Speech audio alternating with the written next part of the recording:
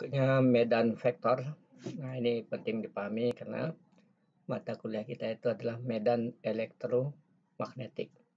Maka elektron, medan listrik, muatan ya berarti medan dari sebuah muatan. Jadi makanya penting sekali memahami bahwa sebelumnya kita sudah belajar vektor, sedangkan medan vektor adalah vektor yang berupa fungsi, nilainya berubah, tidak tetap. Jadi cara mudahnya adalah dari contoh kita yang lalu, misalkan vektor F kemarin adalah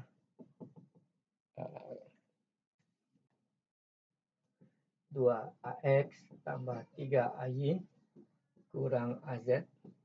Ini konstan ya, nilai ini tidak berubah. Oke, jadi medan vektor berarti masing-masing komponen ini merupakan fungsi. Bisa berubah terhadap X, terhadap Y, atau terhadap Z. Begitu juga ini dan ini. Itu adalah fungsi. Nah, di buku dicontohkan di permukaan laut ya. Kita melihat air di kecepatan air di laut pada daerah di permukaan. Jadi kalau ada yang berenang di laut ya, yang di tengah laut, seperti snorkeling gitu, maka terasa sekali bahwa air itu bergerak tidak menentu, bisa tertarik ke atas, ke kanan, ke bawah, seperti itu. Jadi maka vektor kecepatan air bisa kita tuliskan sebagaimana ini. Ini adalah Vx, Vy, Vz. Nah, ini akan merupakan fungsi dari vektor R. Misalkan kalau kita samakan dengan notasi seperti ini. Ingat, ini adalah notasi fungsi yang sering kita gunakan dulu di matematik.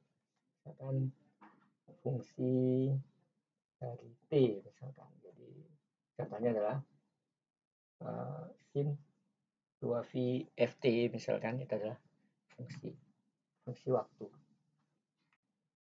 Ini adalah fungsi dari vektor posisi atau vektor R misalkan.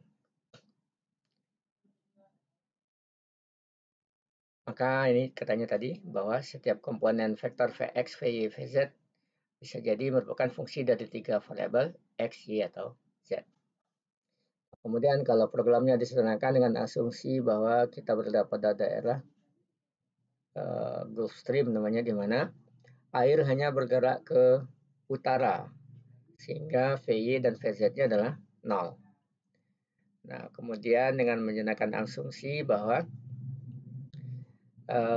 kecepatan akan jatuh dengan kedalaman, ya jadi karena dia hanya bergerak ke utara, maka ke bawah akan semakin cepat dia turun, dan ke samping, ke kiri, kanan akan kurang.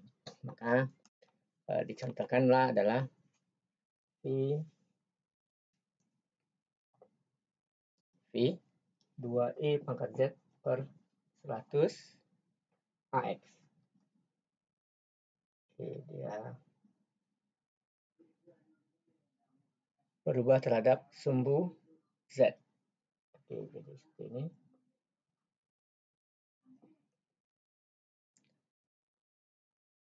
Oke, jadi ini.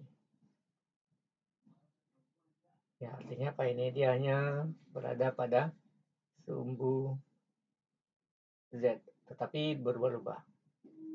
Dia hanya ada pada sumbu Z,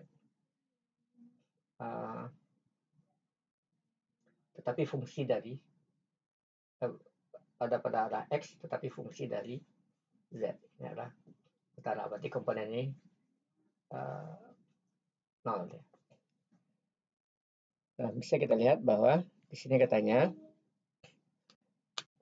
akan kita dapatkan kecepatannya adalah 2 meter per detik pada permukaan. Pada permukaan ya, pada permukaan berarti Z-nya sama dengan 0. Jadi Jadi kalau Z sama dengan 0, maka F pangkat 0 adalah 1, berarti sisanya adalah ya 2, kita dapatkan 2. Sedangkan pada Z sama dengan kedalaman 100, kedalaman berarti min 100. Ya 2 pangkat E min 1. Itu kira-kira sebesar 0,368.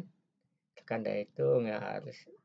Jadi kecepatannya turun menjadi 0,736 meter per second pada kedalaman min 100. Dan kecepatan akan terus turun kedalaman seperti pada persamaan ini.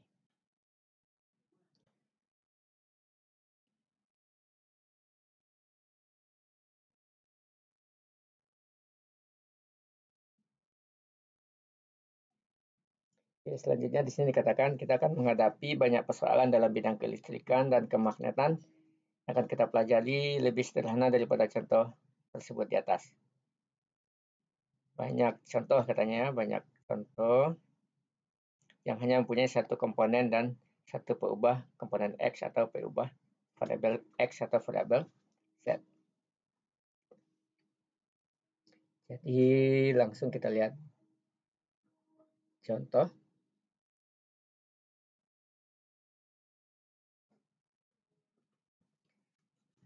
Vektor P dan vektor S dinyatakan dalam koordinat kartesian. S adalah ya sekian ya, di mana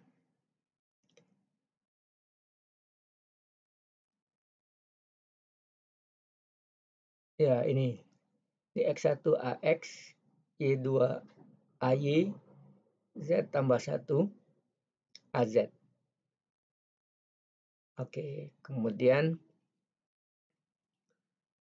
pada S pada P titik ini akan berbeda dengan titik yang lain. Itu yang kita sebut ya fungsi. Kan nilai ini akan berubah dengan X, Y, dan Z yang berbeda, maka dia juga akan berbeda. Oke, tentukan nilai S pada P243. Ya, silahkan dicoba. Saat X2, Y4, dan Z3 dihitung ini. Berapa nilai S? Hasilnya adalah ini. Sekarang masukkan titik P. Kemudian yang kedua, tentukanlah vektor satuan pada titik P tersebut. Nah, berarti dari sini hitung vektor satuan. Rumusnya tadi sudah jelaskan bahwa vektor satuan adalah vektornya dibagi besar vektor. Kemudian tentukan permukaan f, x, y, z di mana besar vektor S adalah 1. Oke, ini mungkin agak kita pikirkan, yaitu permukaan di mana permukaan X, Y, dan Z, di mana S-nya adalah sama dengan 1.